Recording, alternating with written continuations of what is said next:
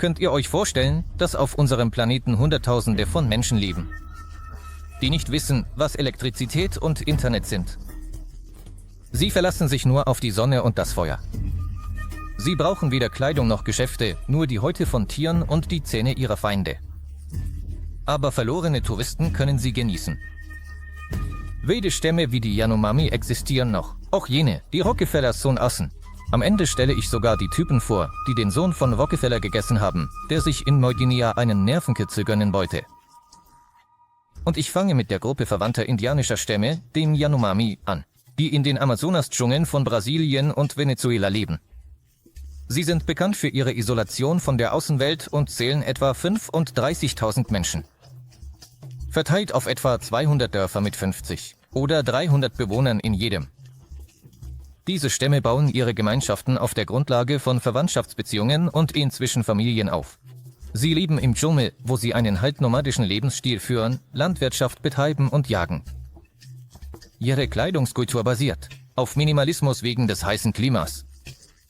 Männer und Frauen schmücken sich mit Halsketten, Ohrringen, Armbändern und bemalen ihre Körper bunt. Kleidung brauchen sie nicht. Sie haben einen besonderen Ansatz zur Menstruation und den Ritualen, die mit dieser Zeit verbunden sind. Die Frauen werden in einer speziellen Hütte für mehrere Tage eingesperrt, wobei ihnen verboten wird, hinauszugehen oder zu sprechen, um den Zorn der Geister nicht zu erregen. Ein wichtiger Teil ihrer Kultur ist das Ritual des Tötens, das das Essen des Fleisches des Getöteten umfasst. Und dann nehmen sie spezielle Wurzeln, um Erbrechen auszulösen. So, sie erniedrigen den Feind auch nach dem Tod. Sie praktizieren auch Endokannibalismus. Das Essen der Asche von eingeäscherten Stammesgenossen ist ein wichtiger Ritual des Abschieds von den Verstorbenen. Historisch wurden die Yanomami sowohl mit der Bevölkerung innerhalb des Stammes als auch mit anderen Stämmen in Verbindung gebracht. Das hängt mit dem Wettbewerb um Ressourcen und dem Einfluss der westlichen Kultur durch Händler zusammen, die Zwietracht und Feindschaft in die Gemeinschaft bringen. Innerhalb des Stammes waren Kriege und Gewalt an der Tagesordnung, wobei bis zu 50% der Männer an den Folgen von Kriegen starben. Frauen leiden auch unter körperlicher Gewalt von ihren Ehemännern, oft werden sie wegen Eifersucht geschlagen und misshandelt. Forscher stellen fest, dass aggressivere Männer in der Gemeinschaft mehr Prestige und mehr Nachkommen haben. Was zur Dominanz des Kults der Grausamkeit im Stamm führen kann. Neujahrsverlosung vom Blogger Ilya Strikelowski. Jeder von euch kann absolut kostenlos gewinnen. Das Autolader Grandhör mit Automatikgetriebe. Ein tolles Auto in hervorragendem Zustand, das 500.000 Rubel kostet. Um am Wettbewerb teilzunehmen, müsst ihr dem Link in der Beschreibung folgen, den Telegram-Kanal abonnieren und auf den Button klicken. Teilnehmen. Die Auslosungsergebnisse am 25. Dezember. Viel Glück und einen guten Rutsch. Die Karuba sind ein indigenes Volk, das im Einzugsgebiet des Jurua-Flusses im Süden des Amazonas lebt. Ihr Spitzname isolierte Indianer spiegelt das Fehlen von Kontakten zur Außenwelt wider und bewahrt den Lebensstil ihrer Vorfahren. Während sie in abgelegenen Gebieten des Amazonaswaldes leben, haben sie selten Kontakt zur modernen Gesellschaft. Die Größe ihrer Gemeinschaften wird auf mehrere hundert geschätzt, obwohl die genauen Zahlen unbekannt sind. Eine der erstaunlichen Eigenschaften der Karuba ist ihre ungewöhnliche Ernährung. Manchmal greifen sie auf den Verzehr von Menschenfleisch zurück, indem sie Überfälle auf Siedlungen anderer Indianerstämme durchführen. Oder brasilianische Bauern und Fischer. Sie leben weiterhin isoliert, nachdem sie 1996 entdeckt wurden, wegen der Bedrohung durch äußere Infektionen, gegen die sie einfach keine Immunität haben. Was letztendlich zum Tod vieler Mitglieder des Stammes führte. Deshalb rennen die armen Leute bei dem Anblick eines weißen Menschen um ihr Leben, aus Angst, sich eine Krankheit einzufangen. Das Leben der Karuba ist voller Geheimnisse. Sie leben in kleinen Häusern aus Palmblättern und anderen natürlichen Materialien. Sie jagen mit primitiven Werkzeugen wie Bögen und Pfeilen, und ihre Schmuckstücke werden aus Tierzähnen und Federn hergestellt. Die Traditionen und Rituale dieses Stammes beinhalten ein Initiationsritual für junge Männer, bei dem sie eine Nacht auf dem Friedhof verbringen. Und gelten danach als vollwertige Mitglieder der Gemeinschaft. Es ist erstaunlich, dass sie keine Polygamie praktizieren. Jeder Mann hat nur eine Frau, was unter den Stämmen des Amazonas ziemlich selten vorkommt. Aber einige besser erforschte Stämme haben ebenfalls ihre ungewöhnlichen Traditionen. Zum Beispiel das Soma-Volk, bekannt für ihre Körpermodifikationen. Die Lippen dieser Ureinwohner sind bis zu unvorstellbaren Größen gedehnt. Diese Tradition betrifft nur die Frauen des Stammes. Bereits im jungen Alter wird den Mädchen ein Schnitt auf der Unterlippe gemacht und eine runde Platte in die entstandene Öffnung eingesetzt. Mit dem Erwachsenwerden werden immer größere Holz- oder Tonplatten in diese Öffnung eingesetzt. So können die Lippen bis zu mehreren Dutzend Zentimetern gedehnt werden. Die Ureinwohner glauben, dass je stärker die Lippe gedehnt ist, desto höher der Status des Mädchens im Stamm ist. Und desto mehr Lösegeld kann von der Familie des Bräutigams verlangt werden. Die Männer hingegen beschränken sich darauf, ihren Körper mit Zeichnungen aus Kreide und Henna zu bemalen. Neben den Modifikationen ist dieses Volk auch für seine Grausamkeit bekannt. Die Ureinwohner haben keinen Gefallen daran gefunden, irgendwelche Vorteile der Zivilisation, außer dem AK-47 Gewehr. Die während des Bürgerkriegs im Sudan erhaltenen Schusswaffen nutzen die Mitglieder des Soma-Stammes zum Schutz ihres Wies und ihrer Dörfer von Fremden. Auch ihre Rituale sind gefährlich. Die Einführung von Jungen ins Erwachsenenalter erfolgt beispielsweise wie folgt. Ein 25-jähriger junger Mann wird praktisch bis zur Bewusstlosigkeit mit Stöcken geschlagen, bevor man ihn als Mann betrachtet. Die Ureinwohner des Soma-Stammes leben im Gebiet von Äthiopien und Südsudan. Und schon ein Blick auf sie reicht aus, um zu verstehen, dass diese Menschen einige Eigenheiten haben. Die Pantopia-9 ist ein kleines Volk von Ureinwohnern, das aus nur 9 Personen besteht und in einer abgelegenen Gegend von Westaustralien lebt. Das Stamm wurde 1984 entdeckt. Und im Gegensatz zu vielen isolierten Völkern haben ihre Vertreter sich mit Freude der großen Gesellschaft angeschlossen. Und ohne Bedauern trennten sie sich von jahrhundertealten Traditionen. Die Ureinwohner, die die Sprache des isolierten Stammes verstanden, haben dessen Mitglieder aufgespürt und erzählt, dass es sie nicht mehr gibt. Es gibt keinen Grund, durch die Wüste zu streifen, Wasser und Nahrung zu suchen, denn auf diesem Planeten gibt es Orte, wo Wasser aus Rohren fließt und immer genug Essen vorhanden ist. Die Vertreter der Pantopia-9 erwiesen sich als unglaublich talentierte Menschen. Heute malen einige von ihnen wunderschöne Bilder, während andere traditionelle Schmuckstücke und Attribute für den Stamm herstellen. Eher ein verlorener Kreis als ein Stamm. Bemerkenswert ist, dass nur eine Person aus dem ganzen Stamm nicht bereit war, sich von ihrem früheren Leben zu verabschieden. Yari. Er ist der Einzige, der in der Gibson-Wüste geblieben ist, wo er seit etwa 40 Jahren in völliger Isolation lebt. Stamm der Sentinelese. So haben sie diese unfreundlichen, feindlich gesinnten Menschen genannt. Das ist eines der isoliertesten und am wenigsten erforschten Völker. Über ihre Bräuche und Lebensweise ist fast nichts bekannt. Eines ist klar, die Kultur dieser Menschen ist über die Jahre hinweg praktisch unverändert geblieben. Denn selbst nach 100 Jahren ist es fast unmöglich, sich den Sentinelese zu nähern. Im Jahr 1974 versuchten Spezialisten des National Geographic Magazins, den Kontakt zu den Ureinwohnern wiederherzustellen. Doch die Expedition musste abgebrochen werden, nachdem der Kameramann des Projekts. Sie wurden mit einem Pfeil ins Bein verwundet und 2 Führer der Inder wurden getötet. Im Jahr 2006 töteten die Sentinelese 2 Fischer, die in der Nähe der Insel fischten, und beschossen einen Hubschrauber, der geschickt wurde, um die Leichen abzuholen. Die Toten konnten letztendlich nicht geborgen werden. Dennoch konnte man aus diesen wenigen Versuchen, mit den Ureinwohnern in Kontakt zu treten, etwas über ihre Kultur erfahren. Die Zahl der Sentinelese liegt bei etwa 300 Personen.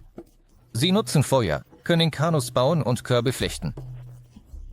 Sie leben in mit Blättern bedeckten, temporären Hütten, beschaffen sich ihre Nahrung durch das Sammeln von Muscheln und wildwachsenden Pflanzen, durch Fischfang und auch durch Jagd. Wahrscheinlich können sie keine Pflanzen anbauen, denn die Kokosnüsse, die den Ureinwohnern zur Versöhnung geschenkt wurden, wurden sofort gegessen. Die Puppe, die ihnen geschenkt wurde, wurde begraben, da sie für ein totes Mädchen hielten. Die Sentinelese hatten eine differenzierte Einstellung zu den Gegenständen. Die roten Plastikeimer haben bei ihnen echte Begeisterung ausgelöst, während die genau gleichen grünen abgelehnt wurden. Die Wissenschaftler haben die Versuche, mit diesem wilden Stamm in Kontakt zu treten, aufgegeben. Darüber hinaus wurde kürzlich ein Besuchsverbot für die Insel Sentinel verhängt.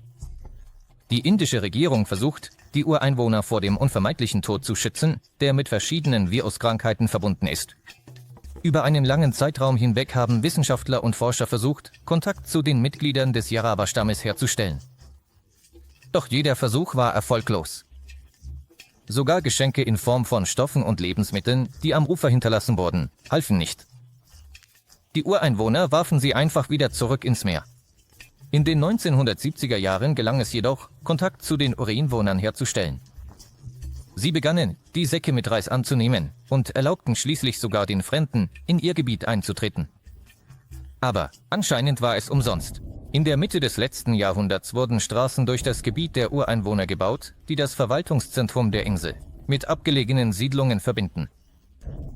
Die lokalen Behörden haben verboten, dass jemand an dem Abschnitt der Straße anhält, wo die Wilden leben, aus dem Auto aussteigt und Kontakt mit ihnen aufnimmt. Aber nicht alle Menschen halten sich an die festgelegten Regeln. Einige Touristen teilen Essen mit den Wilden und schenken ihnen verschiedene Dinge. Im Gegenzug führen die Ureinwohner den Gästen ihre Tänze auf. Das ist also so ein kultureller Austausch. Allerdings als Ergebnis solcher Begegnungen mit Fremden. Vor einigen Jahren starben die Hälfte an Masern und Viren.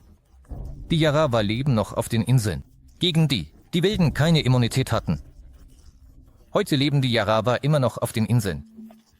Über ihre Kultur ist schon ziemlich viel bekannt. Sie jagen, fangen Fische, sammeln Honig von wilden Bienen und pflücken Pflanzen, Beeren und Früchte.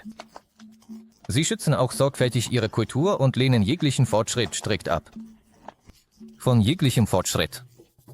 Eines der bekanntesten Stämme in Papua-Neuguinea sind die Asara Mutmen, was so viel bedeutet wie die mit Schlamm bedeckten.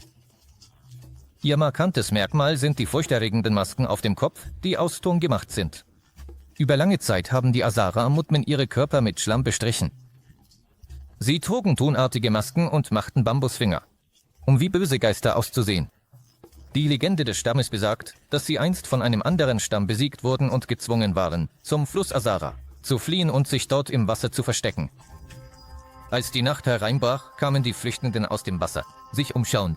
Die Feinde waren in diesem Moment ganz nah. Sie hielten die mit Flussschlamm beschmierten Ureinwohner für Geister und flohen aus Angst. Das besiegte Volk kehrte in ihre Dörfer zurück. Aber das Lustigste ist, dass die Feinde auch in ihr Dorf zurückkehrten, um herauszufinden, was passiert war. Aber die mit Schlamm beschmierten Asara Mutmen haben sie wieder erschreckt und sie sind geflohen. Der Stamm der Eindringlinge war so verängstigt, dass sie in ihrem Dorf ein Ritual zur Vertreibung der Geister durchführten. Auf diese ungewöhnliche Weise haben die Ureinwohner der Asara Mutmen ihr Dorf geschützt. Und um zukünftige Feinde abzuschrecken, machten sie furchterregende Masken aus Ton. Heutzutage ist so ein Maskenfest nur noch eine Hommage an die Vergangenheit. Im Grunde tragen die Asara Mutmen Schlamm auf ihren Körpern und setzen die Masken nur für Shows und Festivals auf, die sie regelmäßig veranstalten. In der Stadt Goroka für ankommende Touristen. Ein weiteres ungewöhnliches Volk lebt an der Küste Thailands. Oder besser gesagt, auf dem Wasser. Die Ureinwohner der Moken oder auch Meereszigeuner genannt, verbringen den Großteil ihres Lebens in Holzbooten an den Ufern der zahlreichen Inseln des Merki-Archipels. Es ist ein nomadisches Volk und ihre Nahrung beschaffen sie auf folgende Weise. Die Männer tauchen unter Wasser und fangen die Beute mit ihren eigenen Händen. Die besonders wendigen Meeresbewohner fangen sie mit speziellen Speeren und Netzen. In den Booten der Ureinwohner gibt es neben dem Schlafzimmer auch eine Küche, sodass die gefangene Beute gleich zubereitet werden kann. Aber die Nahrung wird von Jahr zu Jahr immer weniger. Da die Menschheit die Ozeane verschmutzt und große Unternehmen viel Fisch zum Verkauf fangen. Das bedeutet, dass das Volk der Moken am Rande des Aussterbens steht. Das darf auf keinen Fall passieren. Denn die Moken sind einzigartig. Sie haben eine besondere Eigenschaft. Unter Wasser sehen sie alles genauso wie am Land. Durch ihren jahrhundertealten Lebensstil unter Wasser haben sich ihre Augen von denen eines normalen Menschen unterschieden. In der Tiefe verengen sich ihre Pupillen und stabilisieren sich. Das Bild, das es ihnen ermöglicht, viel besser zu sehen. Über die Kawahiva-Indianer ist fast nichts bekannt. Wissenschaftler wissen nicht einmal, welche Sprache die Mitglieder des unkontaktierten Volkes sprechen. Es ist auch äußerst selten, sie zu sehen. Die Interaktion mit den Kawahira ist äußerst schwierig aufgrund ihrer Abneigung gegenüber Kontakt mit der Außenwelt. Wissenschaftlern ist es gelungen, eine gewisse Kommunikation über zwischenstammliche Übersetzer herzustellen, aber insgesamt bleibt der Stamm praktisch isoliert. Zum Beispiel konnte herausgefunden werden, dass die Männer der Kawahira nachts in benachbarte Dörfer kommen und die Einheimischen erschrecken, indem sie die Stimmen wilder Tiere und Vögel nachahmen. Einer der seltsamsten Bräuche der Kawahiva ist das Ritual des Zahnabschneidens. Bei den Männern des Stammes werden die Vorderzähne herausgedrückt, oder herausgeschnitten, was ihnen ein ganz besonderes Aussehen verleiht. Dieser Brauch hat seine symbolischen und kulturellen Bedeutungen. Wissenschaftler versuchen, etwas über die Scheuenwilden herauszufinden, indem sie ihren Spuren folgen und manchmal verlassene Siedlungen finden. So haben die Forscher festgestellt, dass die Kawahiwa beim Verlassen ihrer Behausungen Küchenutensilien zurücklassen. Geflochtene Körbe, gefüllt mit Nüssen, Hängematten und Waffen. Aufgrund dieser Beobachtungen haben die Fachleute vermutet, dass die Ureinwohner wahrscheinlich ständig von Ort zu Ort ziehen. In Brasilien, in der Nähe des Flusses Maichi, lebt ein weiteres interessantes Volk, die Piraha. Besonders beeindruckend ist die Sprache dieses Stammes. Es gibt keine uns und vielen anderen Menschen vertrauten Bezeichnungen für Farben, Zahlen und auch keine Zählwörter. Sogar solche Wörter. Wörter wie wenig, viel, mehr, einige, jeder und andere ähnliche Begriffe verwenden die Piraha nicht. Sie wissen nicht, was Zeit ist, können kaum zählen und deshalb unterscheidet sich ihre Wahrnehmung der Welt grundlegend von unserer und auch von anderen Stämmen. Wegen des Fehlens von Wörtern für Zahlen sind die Piraha nicht in der Lage, selbst die einfachsten mathematischen Aufgaben zu lösen. Sie sind auch nicht in der Lage, die Anzahl von Objekten zu schätzen, wenn es mehr als 3 sind. Dieses erstaunliche und seltsame Volk lebt hier und jetzt und macht keine Pläne für die Zukunft, während die Vergangenheit für sie keine Bedeutung hat. Sie kennen weder Stunden noch Tage, weder Morgen noch Nacht und schon gar nicht einen Tagesablauf. Die Piraha glauben, dass Schlaf schädlich ist, da er dich schwach macht. Und im Schlaf stirbst du gewissermaßen. Und dann wachst du als ein bisschen anderer Mensch wieder auf. Deshalb dösen sie einfach in kurzen Abschnitten von 20 bis 30 Minuten und beschäftigen sich die ganze restliche Zeit mit irgendetwas. Die Ureinwohner des Kuruwai-Stammes leben in Bäumen, die in 50 Metern Höhe gebaut sind. Die Wände und das Dach bauen sie aus Benianbrettern und kleinen Ästen. Zu jedem Haus führt eine sehr wackelige Treppe aus Ästen, die es einem normalen Menschen extrem schwer macht, hinaufzuklettern. So ungewohnt. Für andere Menschen ist die Wahl des Wohnorts nicht unbegründet. Erstens schützen sich die Kuruwai auf diese Weise vor Raubtieren und Angriffen benachbarter Stämme. Und zweitens glauben sie, dass böse Geister nicht in solche Höhen gelangen können. Die Kuruwai halten auch die weißen Menschen für böse. Trotz des spärlichen Kontakts mit der Außenwelt neigen sie dazu zu glauben, dass die weißen Menschen von Dämonen besessen sind und deshalb töten sie alle sofort vor Ort, um den dämonischen Kräften keinen Zugang zum Dorf zu gewähren. Deshalb gilt der Kuruwai-Stamm als einer der brutalsten auf dem Planeten. Außerdem ist bekannt, dass diese Ureinwohner Kannibalismus praktizieren. Es gibt Gerüchte, dass Michael Rockefeller, der Erbe des riesigen Rockefeller-Vermögens, gerade durch ihre Hände ums Leben kam. Im November 1961 erforschten sie zusammen mit einem niederländischen Anthropologen die abgelegenen Dschungel der Asmat-Region in Neuguinea. Am Morgen des 17. November 1961 kippte ein Kanu mit 2 Forschern um. Nach mehreren Stunden dachte Rockefeller, dass er ans Ufer schwimmen und Hilfe finden könnte. Das war das letzte Mal, dass Michael Rockefeller lebend gesehen wurde. Wie ihr verstehen könnt, nicht allen Menschen. Unsere Erde braucht eine Zivilisation. Manche sollte man besser überhaupt nicht anrühren. Danke fürs Zuschauen.